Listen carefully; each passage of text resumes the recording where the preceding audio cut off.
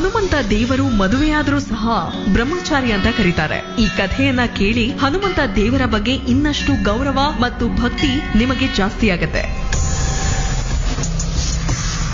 ಇದೇನಿದು ವಿಚಿತ್ರ ಅನ್ಸ್ತಾ ಇದೆಯಾ? ಹೌದು, ಹನುಮಂತ ದೇವರಿಗೆ ಎಲ್ಲಾದ್ರೂ ಮದುವೆ ಆಗಿದ್ದುಂಟೆ, ಅವನು ಅಜನ್ಮ ಬ್ರಹ್ಮಚಾರಿ ಅಲ್ವೇ ಅಂತ ಎಲ್ಲಾ ಕಡೆ ಹೇಳೋದನ್ನ ಕೇಳಿದೀವಿ. ಲಂಕೆಯನ್ನ ಧ್ವಂಸ ಮಾಡಿ ಲಂಕಾ ಸಾಗರದಲ್ಲಿ ಮಿಂದೆದ್ದ ಹನುಮಂತನ ಬೆವರು ನುಂಗಿ ಮೀನಾಗಿ ಹುಟ್ಟಿದ ಮಕರ ಧ್ವಜನ ಕಥೆಯನ್ನ ಆಗಾಗ ಕೇಳ್ತಾ ಇರ್ತೀವಿ.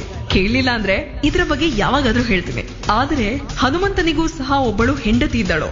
ಅವಳಿಗೆ ಒಂದು ದೇವಸ್ಥಾನ ಈಗಲೂ ಇದೆ. ಇದ್ರ ಬಗ್ಗೆ ನಿಮಗೆ ಗೊತ್ತಿದ್ಯಾ?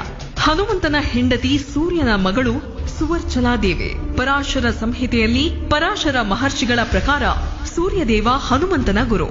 ಎಲ್ಲಾ ವೇದಾಭ್ಯಾಸ ಮಾಡಿರುವ ಹನುಮಂತನಿಗೆ ನವವ್ಯಾಕರಣ ಮಾತ್ರ ಓದುವುದಕ್ಕೆ ಸಾಧ್ಯವಾಗುತ್ತಿರಲಿಲ್ಲ. ಯಾಕೆಂದ್ರೆ ಅದನ್ನ ಓದಬೇಕು ಅಂದ್ರೆ ಅವನು ಸಂಸಾರಸ್ಥನಾಗಿರಬೇಕು, ಅಂದರೆ ಮದುವೆಯಾಗಲೇಬೇಕು. ಇನ್ನು ಲೋಕದ ಕಲ್ಯಾಣಕ್ಕಾಗಿ ಹನುಮಂತನು ಈ ಗ್ರಂಥವನ್ನು ಓದಲೇಬೇಕಿತ್ತು. ಹಾಗಾಗಿ ತ್ರಿಮೂರ್ತಿಗಳು ಸೂರ್ಯದೇವನ ಬಳಿ ಮೊರೆ ಹೋಗುತ್ತಾರೆ. ಆಗ ಸೂರ್ಯದೇವನು ಒಂದು ಉಪಾಯವನ್ನು ಮಾಡಿ ಹನುಮಂತನ ಹೆಂಡತಿಯಾಗುವುದಕ್ಕೆ ಒಬ್ಬಳು ಸೌಂದರ್ಯದಿಂದ ಕೂಡಿದ ಸುಂದರವಾದ ಯುವತಿಯನ್ನು ತನ್ನ ಕಿರಣಗಳಿಂದಲೇ ಹುಟ್ಟಿಸುತ್ತಾನೆ. ಅವಳೇ ಸುವರ್ಚಲಾದೇವಿ. ಸೂರ್ಯದೇವ ತನ್ನ ಗುರುದಕ್ಷಿಣೆಯಾಗಿ ತನ್ನ ಮಗಳನ್ನು ಮದುವೆಯಾಗು ಎಂದು ಹನುಮಂತ ದೇವನನ್ನು ಕೇಳಿಕೊಳ್ಳುತ್ತಾನೆ. ಆಯುನಿಜಿಯಾಗಿ ಹುಟ್ಟಿದ ಸುವರ್ಚಲಾ ದೇವಿಯ ಮದುವೆ ಅಷ್ಟು ಸುಲಭವಾಗಿ ಆಗಿರಲಿಲ್ಲ. ಅವಳ ವರ್ಚಸ್ಸು ತಂದೆ ಸೂರ್ಯನಿಂದ ಬಂದಿತ್ತು. ಆ ವರ್ಚಸ್ಸನ್ನು ತಡೆದುಕೊಳ್ಳುವ ಶಕ್ತಿ ಇದ್ದದ್ದು ಜೀವನ ಪರ್ಯಂತ ಬ್ರಹ್ಮಚಾರ್ಯ ಪಾಲಿಸಿ ಬಂದ ಹನುಮಂತನಿಗೆ ಮಾತ್ರ. ಎಲ್ಲರೂ ಹನುಮಂತನನ್ನು ಮದುವೆಗೆ ಒಪ್ಪಿಸುವುದಕ್ಕೆ ಹರಸಾಹಸ ಪಡಲೇಬೇಕಾಯಿತು.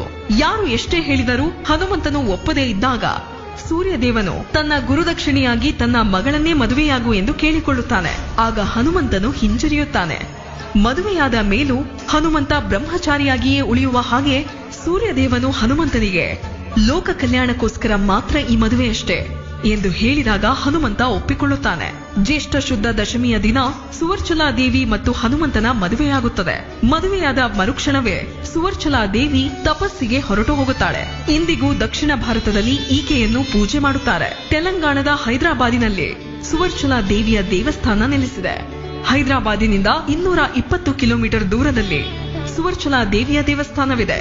ಸುವರ್ಚಲಾ ದೇವಿ ಮತ್ತು ಹನುಮಂತನನ್ನು ಪೂಜೆ ಮಾಡಿದರೆ ಯಾವತ್ತೂ ಗಂಡ ಹೆಂಡತಿಯ ಮಧ್ಯೆ ಭಿನ್ನಾಭಿಪ್ರಾಯ ಬರದೆ ಜೀವನ ಪೂರ್ತಿ ಸಂಸಾರದಲ್ಲಿ ಖುಷಿಯಾಗಿರುತ್ತಾರೆ ಅಂತ ಇಂದಿಗೂ ಹೇಳ್ತಾರೆ.